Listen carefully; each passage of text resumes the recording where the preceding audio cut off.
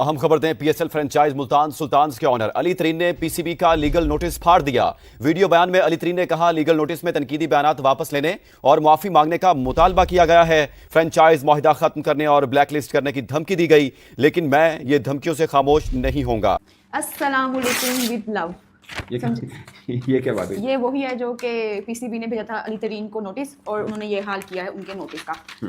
तो देखो, मुल्तान सुल्तान, आपको पता है कि जो ऑनर अली तरीन वो बार बार बात कर रहे थे कि पीएसएल नीचे गिर रहा है, पीएसएल की मैनेजमेंट को बार बार बात कर रहे थे कि आपका जो ब्रांड है वो गिर रहा है, इसके लिए आप काम कीजिए। बिल्कुल कोई मीटिंग्स नहीं की गई हैं, हर चीज में सुस्त रवि का शिकार है। लेकिन ऐसा लगा कि जो पीएसएल की मैनेजमेंट थी वो बात कर रहे थे उसको ना सिर्फ बुरा मान गई बल्कि जरूरत से ज्यादा बुरा मान गई। और उसके बाद उन्होंने कहा कि हम मुल्तान सुल्तान को सस्पेंड कर रहे हैं। पाकिस्तान सुपर लीग में वैसी 6 टीमें हैं, लेकिन 6 टीमों के बावजूद अब ये जो सिलसिला है ये बहुत ही कम टीमों पे आके रुक चुका है, क्योंकि अब हमारे पास 6 टीमें नहीं 5 टीमें हैं। वो 5 टीमें इसलिए हैं, वैसे तो पीएसएल 11 में ये टीमें 6 के बजाय 8 हो जानी थी, लेकिन as of I speak PSL 10 खत्म हो चुका है, टीम 5 है।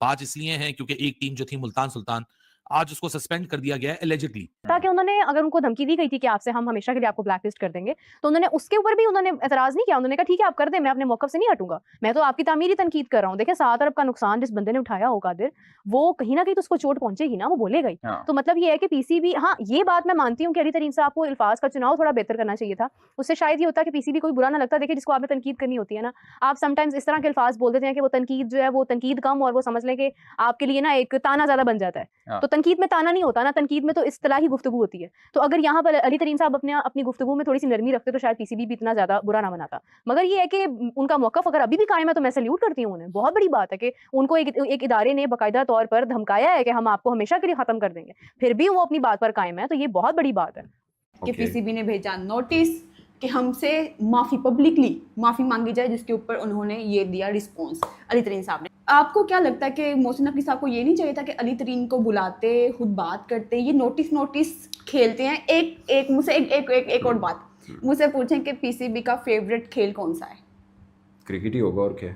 जो मैं कह रही हूँ वो पूछें आप। पीसीबी क्रिकेट ही है ना यार। मुझसे सवाल पूछे। पाकिस्तान क्रिकेट बोर्ड का फेवरेट खेल क्या है?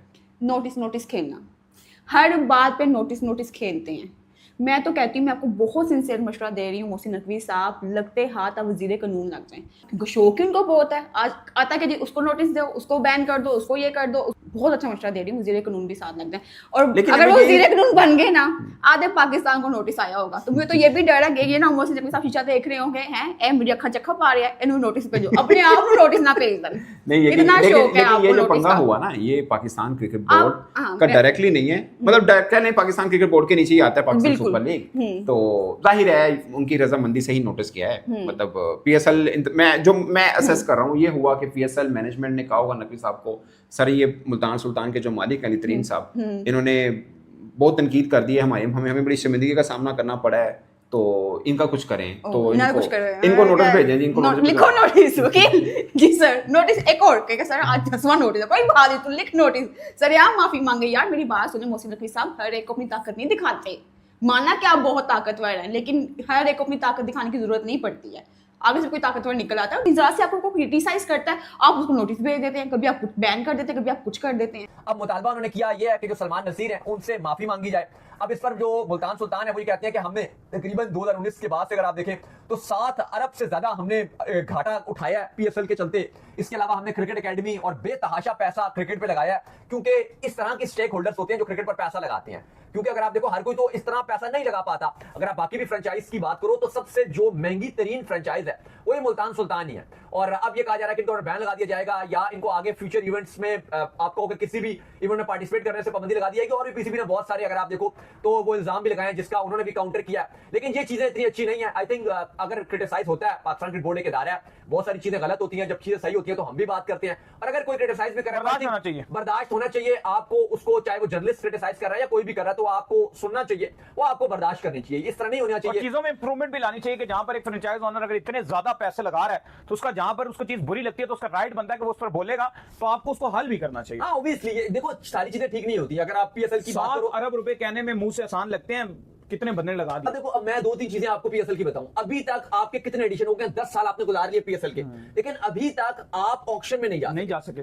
अभी खैर, तक उसमें तो फ्रेंचाइज मालिकान खुद भी चिंदी चोरी लेकिन पीसीबी तो लेकर आए ना, अभी तक पीसीबी ने हुआ, तब एग्जैक्टली बोलोगे, अगर चलो एक दो बोल भी रहे इंप्लीमेंट करना चाहता है Implement करे ना। राजा के दौर में, लेकिन ये फ्रेंचाइज ओनर्स ने करने नहीं दिया। लेकिन उसके बाद अगर आप देखो, जो एक और इंपॉर्टेंट चीज है कि बड़े नाम जो है वो पीएसएल इंकरेज करने में नाकाम रही है, जो आपका पाकिस्तान क्रिकेट बोर्ड है वो नाकाम रहा है। तो जब इतने पैसे अगर मुल्तान सुल्तान के ऑनर दे रहे हैं तो बाकियों से भी आप थोड़े पैसे बढ़वाइए ना, और एक ऐसा सेटअप बनाइए जिसकी वजह से बड़े नाम आ सकें। पहले पाकिस्तान क्रिकेट बोर्ड भी बात करता था, सब बात करते थे कि पीएसएल सेकंड बेस्ट है, लेकिन जिस तरह पिछले 3-4 साल में, अगर आप 2-3 साल में देखोगे तो ऐसा लगता है कि पीएसएल आपको 5th-6th नंबर पे नजर आ रहा है। तो काफी चीजें खराब हो रही हैं। आई होप कि इस तरह का जो क्रिटिसाइज होता है ना, कि उस पे इस तरह की चीजें करना कि जी बैन कर दिया, ये कर दिया, वो कर दिया, बल्कि अपनी गलती तस्लीम करके आपको उसको दुरुस्तगी पर कर लाना चाहिए। गलत है। और क्या पाकिस्तान क्रिकेट को कोई फायदा हो रहा है इस कंट्रोवर्सी का?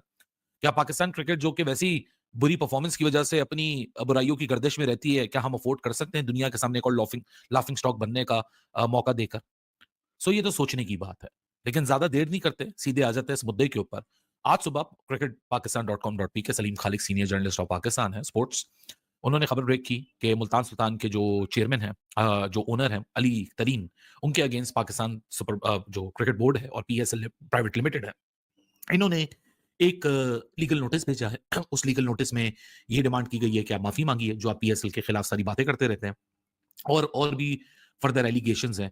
हमने वो लीगल नोटिस देखा नहीं है, सो जितना रिपोर्ट हुआ उतना ही हमें पता है। लेकिन second side of the story भी अब हमारे सामने आना शुरू हो चुकी है। जो second side of the story है, उसकी सोर्सेस भी ये क्लेम करती हैं। मुल्तान सुल्तान ने सबसे पहले एक्सेप्ट किया, उनकी सोर्स ने, कि जी बिल्कुल हमको लीगल नोटिस मिला है।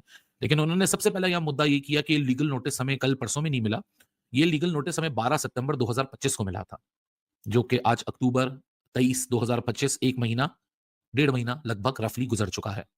फिर दूसरा पॉइंट जो कि other side of the story से आ रहा है कि अली तरीन ने इस लेटर का जवाब, इस लीगल नोटिस का जवाब 12 सितंबर 2025 को जो रिसीव हुआ था वो 2 अक्टूबर 2025 को दे दिया।